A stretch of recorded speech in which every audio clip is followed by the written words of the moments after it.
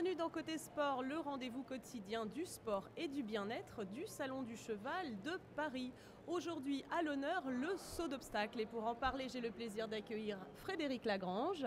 Bonjour Frédéric, alors vous êtes cavalier international, coach de passionnés, mais aussi coach de stars. Oui, merci. C'est vrai que je suis cavalier et puis par ma profession aussi coach à ce moment-là. Ouais. Alors, on le retrouve sur les paddocks parce qu'il ne va pas dire leur nom, sur les paddocks de détente et sur les reconnaissances avec notamment Guillaume Canet et Marina Hans. Oui, c'est ça. C'est ça. À ses côtés, un cavalier amateur qui ce matin concourait dans le prix Léperon, dans le Top of Cref. Oui, c'est ça. Bonjour Norbert Mézard. Bonjour, bonjour. Du côté bien-être, nous avons Claire Neveu qui nous donnera son approche scientifique de l'éthologie. Parce que c'est ça, c'est de la science l'éthologie au départ, Claire. Hein. La science, l'éthologie est la science qui étudie le comportement animal, y compris celui de l'homme. D'accord. Et notre expert pour la semaine, notre expert soin, physiothérapeute, ostéopathe et préparateur physique, Hervé Baldassari. Bonjour. Bonjour Hervé. Alors, pour nous mettre tout de suite dans le bain, on va commencer avec l'épreuve qui avait lieu ce matin, le prix Léperon, qui se déroulait dans le hall 5B.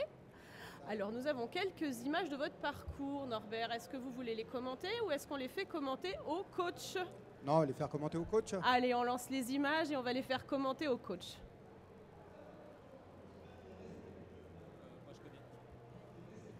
Je connais pas du tout le cheval. Alors, comment vous Norbert, le trouvez ce cheval m'a dit il y a 2 minutes qu'en fait c'est la première fois que le cheval rentrait dans ce hall.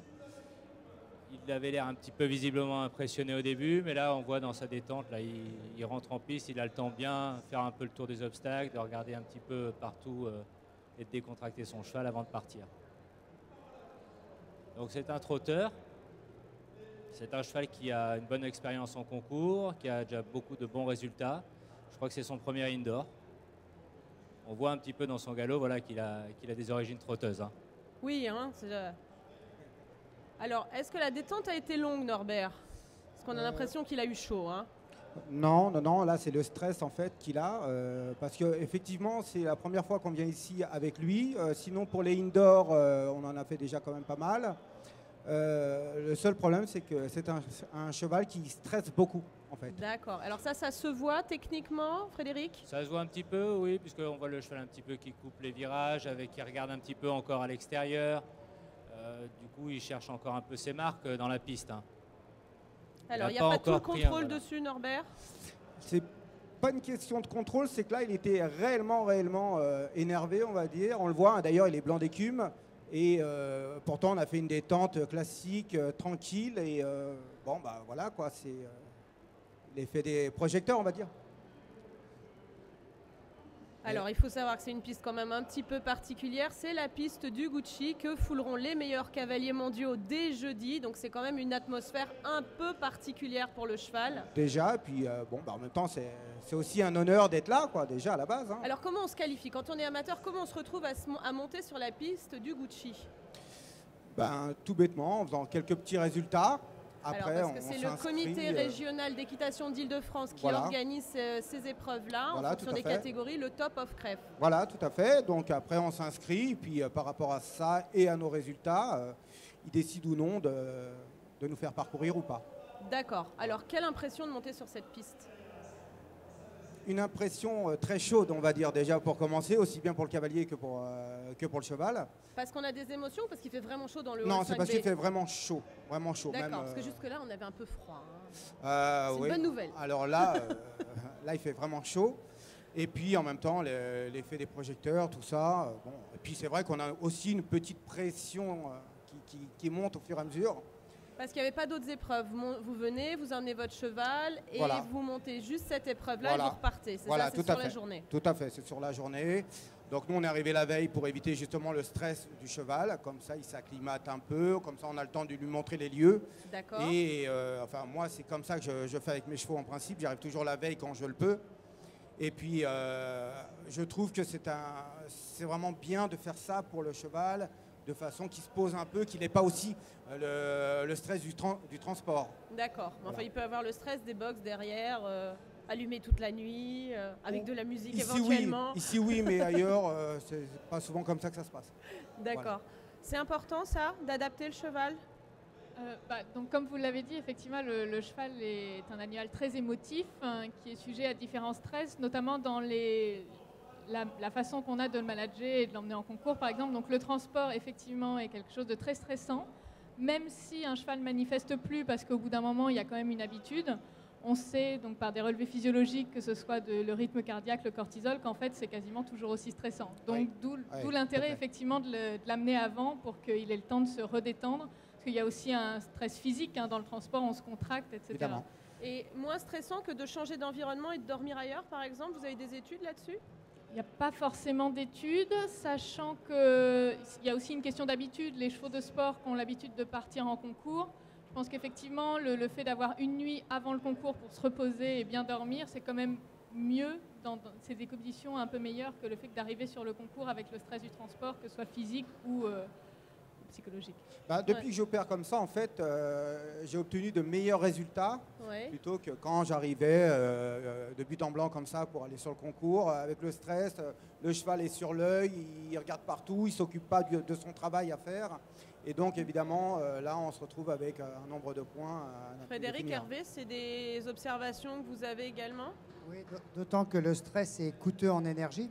Ouais. Donc, tout ce qui sera consommé pendant cette période de stress, le cheval ne l'aura pas, Évidemment. ne pourra pas l'utiliser pour l'effort donné. Pour la compétition. Ça, c'est une certitude. Mais c'est vrai qu'apré les halls en indoor, ça peut être quand même stressant. Frédéric, vous qui faites des internationaux, parce que c'est quand même particulier, ils ont la lumière toute la nuit, ils ont parfois de la musique.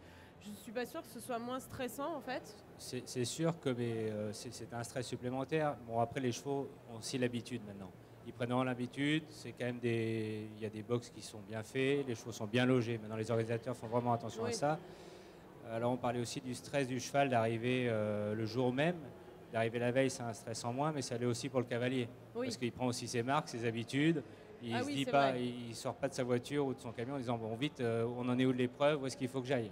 Donc le cavalier le communique moins forcément à son propre cheval. Ouais. Alors, sans transition, Frédéric, on vous a retrouvé ce matin parce que ce qui est important avant d'entrer en compétition, c'est de faire une bonne détente, de bien détendre son cheval au sens premier pour éliminer effectivement les phénomènes de stress et tout ce qui s'ensuit avant de passer dans la technique. Donc Solène Lavenu, notre journaliste, a rejoint ce matin Frédéric près de la carrière avec 2 élèves qu'il découvrait, je crois. Oui, exactement. Voilà, et il va nous donner en fait les clés d'une bonne détente avant d'entrer en piste. On regarde.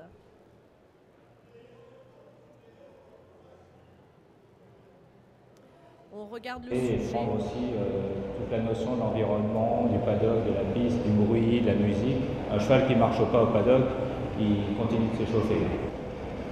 Petite transition au pas, repartir un petit peu au trot. C'est vérifier vraiment la disponibilité. C'est ce que vous allez aussi avoir besoin dans le parcours. La disponibilité et l'écoute de votre cheval. Comme ça, sa jument va un petit peu aussi s'occuper de ce que lui demande son cavalier et commence à être plus réceptive. Là, quand on arrive sur une aire de détente en compétition, on est prêt. On s'est entraîné à la maison, on s'est préparé pour venir là. C'est pas là où on va régler les problèmes. On arrive dans un environnement complètement extérieur, nouveau pour les chevaux. Donc il faut qu'on gère sa détente un petit peu aussi en fonction de son cheval et de ses émotions. Bon, on va imaginer qu'elle passe l'une après l'autre, qu'il reste à peu près 7-8 chevaux avant de rentrer en piste. Donc là, les chevaux sont bien détendus, elles sont bien échauffées elles aussi. Là, ils ont vérifié bien la disponibilité de leurs chevaux. Ils sont bien réceptifs aux aides. Donc on va commencer par faire une petite croix ici. Tu peux aller un tout petit peu plus droit, mode derrière. Si tu commences à couper les virages ici, en piste, ça va être pire. Voilà, c'est bien là, ils ont bien fait. On va monter un tout petit peu.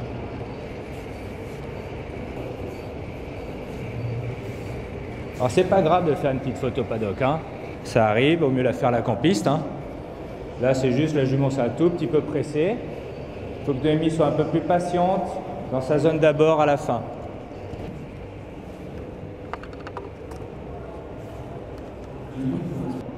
Le galop, c'est pas de la vitesse. C'est pas de mettre un cheval à plat et vraiment d'être que dans la vitesse pure. Trouver le bon galop, c'est d'être dans un bon équilibre, bon engagement de votre cheval et dans une bonne attitude. Juste pas trop fort. Et un petit peu plus de présence dans la réception. Voilà, donc ça c'est bien. Voilà, on va ressauter un auxerre, un vertical. On n'est pas en retard comme ça permet voilà, de voir que bon, là, il y a un très bon saut, c'est pas utile de faire beaucoup plus. On fait un vertical et après, elles sont livrées elles-mêmes en piste. C'est parfait, Manu. Très bien. Alors, un dernier vertical, on rentre en piste. Norbert, ça correspond, les conseils de Frédéric, aux conseils de votre coach? Je pense que si un jour je ne travaille plus avec Monsieur Fernet, j'irai peut-être avec lui, on va voir, hein. On va réfléchir. Vous avez une méthode particulière pour la détente? Alors pour la détente, oui, moi c'est plutôt déjà 15 minutes de pas. D'accord. C'est-à-dire entre 5 et 10 minutes à chaque main déjà pour commencer. Mais vraiment rêne longue, juste petit contact au mort, histoire que le cheval se détende un peu, avec des 8 de chiffres. Après, je reprends mes rênes pour avoir toujours un petit contact au mort, mais sans trop. Et puis, j'entame le trot avec tête en bas pour justement une détente de l'encolure et puis des membres, toujours en 8 de chiffres. Et après, seulement 5 petites minutes de galop à gauche, à droite. Et après, j'enquille effectivement sur une petite croix comme a fait notre collègue. Je crois qu'il y a des études, Hervé, qui ont été faites sur le nombre de sauts minimum au paddock. Ça je ne sais pas, mais l'échauffement, la détente, c'est un vrai moment privilégié. Hein, c'est une étape à ne pas louper. Comme le disait Frédéric, c'est là où on va tester si tous les accords qu'il y a entre le cheval et le cavalier sont mis en place. Ce n'est pas le moment où on va régler les problèmes, c'est trop tard. Donc c'est cet aspect psychologique qui est important avant de travailler sur le physique. Et le but de la détente, c'est d'échauffer le muscle, d'échauffer le corps, de telle sorte à ce que les échanges se fassent, d'augmenter la captation d'oxygène pour venir nourrir ce muscle. Mais cette détente ne doit pas être inférieure à un certain temps, puisque ça ne va pas être fait. Ça va être quoi? Une vingtaine de minutes, ouais, 20 minutes. Une vingtaine de minutes. Et pas sur des intensités moyennes de travail. Et petit à petit, en se rapprochant de la fin de détente, on va se rapprocher de l'effort à fournir en parcours. Mais ne jamais dépasser une certaine dose, puisque là, on va commencer à puiser dans les réserves avant la compétition, alors que le cheval en aura besoin après. C'était le cas des chevaux qui sont très stressés. Alors, comment on jauge cette certaine dose? On peut la jauger par des mesures, mais on la jauge parce que les cavaliers connaissent bien leurs chevaux. Ils savent, je pense, qu'ils ont à faire et amener le cheval à être dans les conditions maximales pour arriver sur un terrain et être efficace. Et après la détente, on fait une petite pause de récupération de telle sorte à ce que l'effort qui va être demandé après soit de qualité égale, voire supérieure à ce qu'on a demandé auparavant. Ouais, ça, c'est un vrai échauffement. D'accord. Frédéric, c'est ça pour vous, une vingtaine de minutes? On part oui, combien de numéros avant, globalement? Une dizaine de numéros avant? 15-20 numéros avant même. Vaut mieux être un peu trop en avance, presque, parce qu'en plus, le cavalier a encore vraiment le temps de revoir son parcours. Et un cheval qui ne marche pas, il continue de s'échauffer, de se décontracter, plutôt que vraiment d'être en retard, puisqu'en fait, on n'arrive pas à amener les chevaux dans un échauffement assez important et progressif. C'est vrai que s'il n'est pas progressif, on risque aussi des micro-lésions, et puis voir après des lésions derrière. Et quand on a un cheval qui est bien échauffé, un cavalier qui est serein aussi, ça se passe généralement mieux. Oui, c'était une de vos premières préconisations ce matin en disant le truc, c'est déjà d'arriver à l'heure à la détente. Déjà, c'est important pour que psychologiquement, cheval et cavalier soient dans une bonne... Voilà, le cheval comme le cavalier prennent aussi en compte l'environnement. Le cheval, c'est un environnement nouveau, il y a de la musique, il y a peut-être de la pluie, le terrain n'est peut-être pas bon. Il y a tout un tas de paramètres à prendre en compte. Puis s'il y a des absents, ça vous avance dans votre parcours. Voilà. Pour essayer d'anticiper ce qui va pouvoir être une surprise en fait. Une heure avant à cheval, c'est un peu tôt quand même. Oui, mais non, bon, bien sûr. Alors Claire, en préparant cette émission, vous avez voulu attirer notre attention plus particulièrement sur un angle, à savoir la vision du cheval, qui pour vous a une importance prédominante, notamment à l'obstacle. Tout à fait. Alors dites-nous un petit peu les principales, enfin la manière dont il voit, et puis après on a quelques images en appui qu'on va appeler quand vous voulez pour regarder un petit peu l'attitude du cheval. Donc classiquement en fait, la vision du cheval, donc on connaît, le cheval voit avec ses deux yeux sur un angle de 70 degrés à peu près devant lui, et il voit en vision monoculaire de chaque côté, donc c'est-à-dire avec un œil, quasiment jusque derrière lui. Donc ça, c'est des choses connues.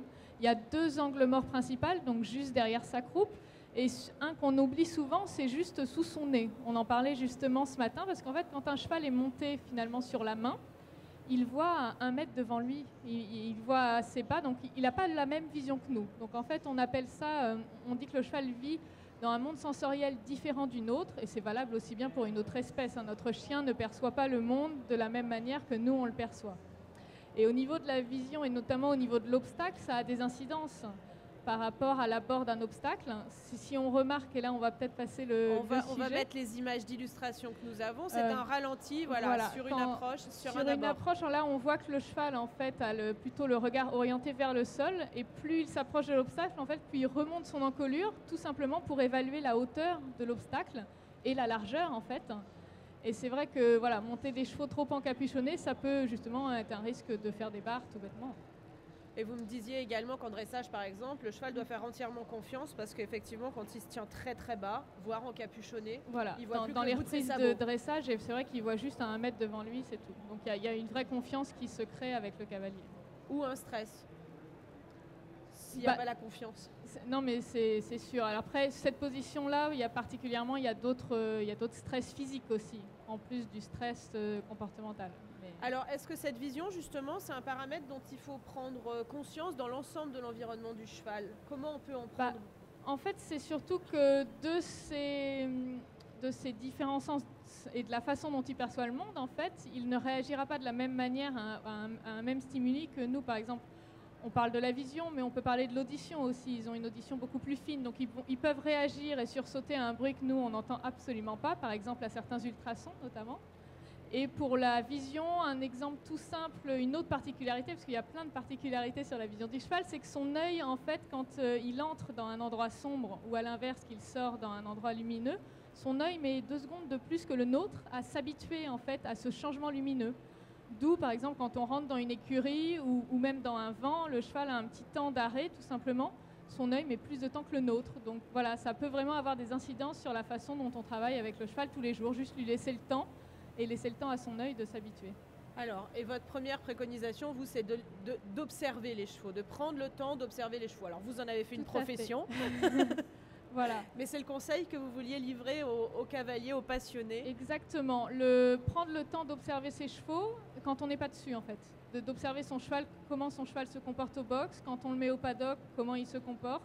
Si on a la chance de pouvoir le mettre au paddock avec ses congénères, regarder un petit peu comment ça se passe. Et c'est en observant son cheval qu'on apprend en fait à le connaître et ensuite à déceler justement des comportements qui ne sont pas habituels et qui peuvent être liés à des douleurs ou à des différents problèmes physiques ou comportementaux liés à son environnement, au travail, etc.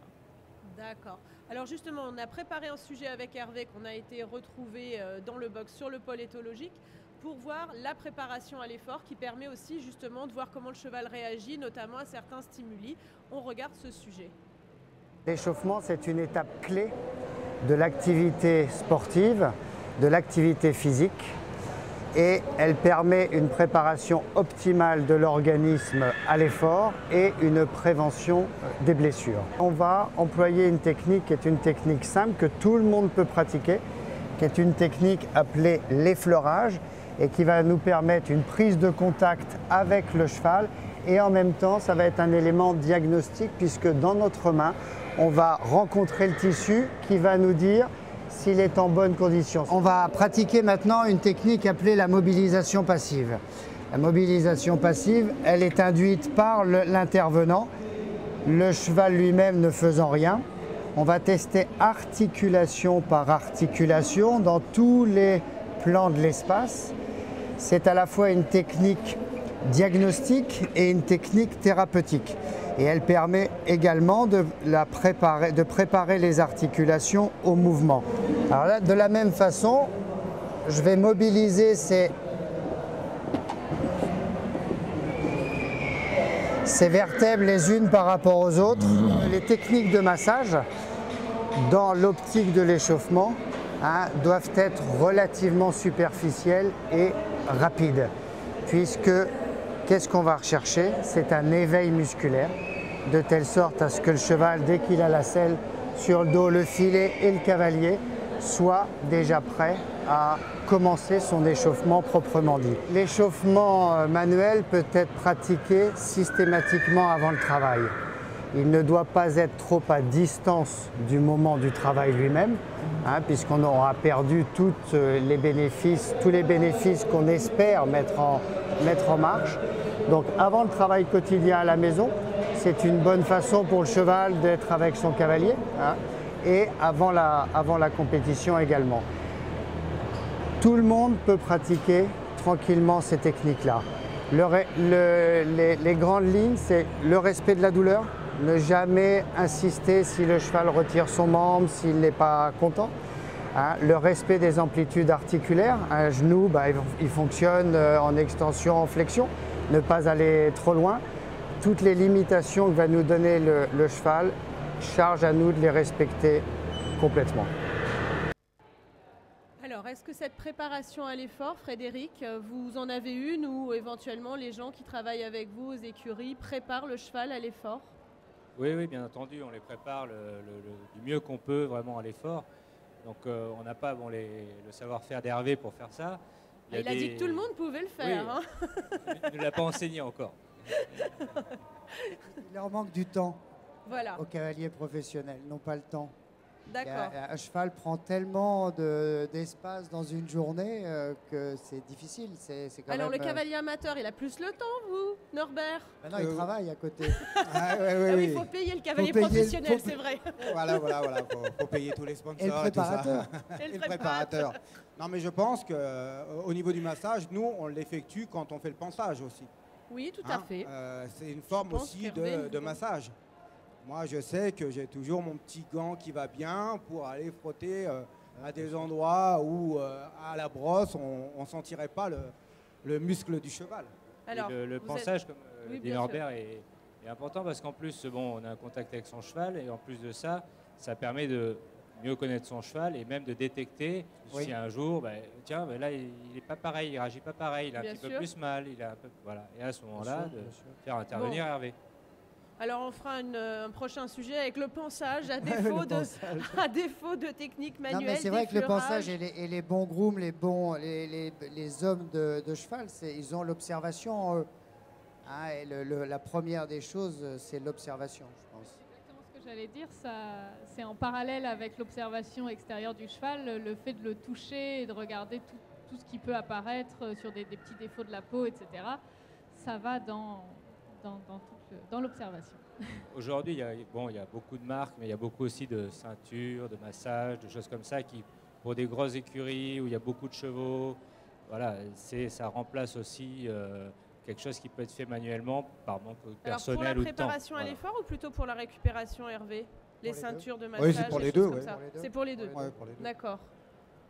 Par contre, on parlait de préparation, mais la récupération, même après un parcours, de sortir de piste, de trotter un petit peu son cheval, de l'aider à retrouver une respiration, un rythme cardiaque normal, et de le marcher encore longtemps après pour qu'il sèche, comme le cheval de Norbert tout à l'heure ou autre.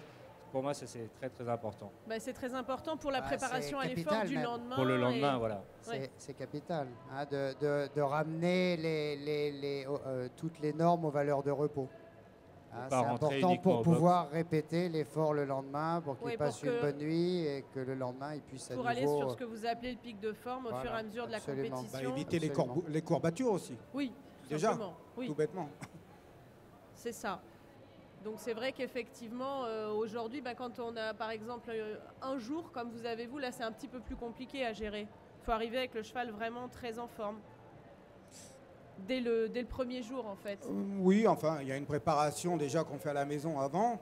On le travaille quand même toute la semaine, comme toutes les autres semaines, même quand on n'a pas de concours, évidemment. Mais plus quand on a une préparation comme un concours comme celui-ci, par exemple, on est dans un objectif de travail qui n'est pas le même que si on n'avait pas de concours. Non, bien sûr.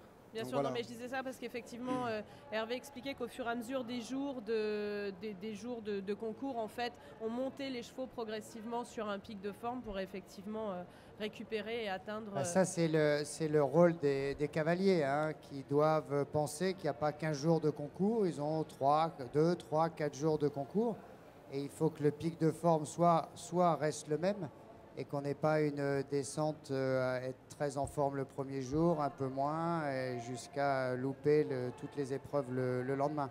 Donc ça passe par une préparation à distance, en amont, et effectivement, travailler sur la récupération, qui est le secret du sport, c'est la récupération, puisqu'on a des répétitions de concours qui sont très très fréquentes, et que cette récupération va permettre la répétition du travail et la répétition des épreuves, en limitant les risques de blessures. Oui, c'est vrai. Parce qu'en fait, tous les concours, on peut en avoir des concours très rapprochés un week-end sur l'autre, comme on peut avoir des week-ends espacés de 15 jours. Et c'est dans ces périodes-là où il faut savoir ramener son cheval en progression dans l'effort pour optimiser ses performances en concours. Donc, le temps de récupération, il est aussi à l'écurie. Donc c'est un temps de récupération physique, mais aussi moral, psychologique pour le cheval, pour son bien-être, d'aller en balade, dans un paddock, de vivre sa vie normalement. Et puis après, de le ramener un petit peu en progression pour être physiquement le plus fort possible pour aller en piste. D'accord. Bon, bah, fort de tous ces conseils, parce qu'il va falloir se quitter. À cheval. Voilà, à cheval. Non, mais avant ça, donc, on l'observe, on fait un bon ponçage qui sert de massage, on détend bien. Et après, allez à Jacques Taest. Merci à tous les quatre. Merci à vous. À demain, Hervé. À demain. Merci, à Au bientôt. revoir et à demain dans Côté Sport.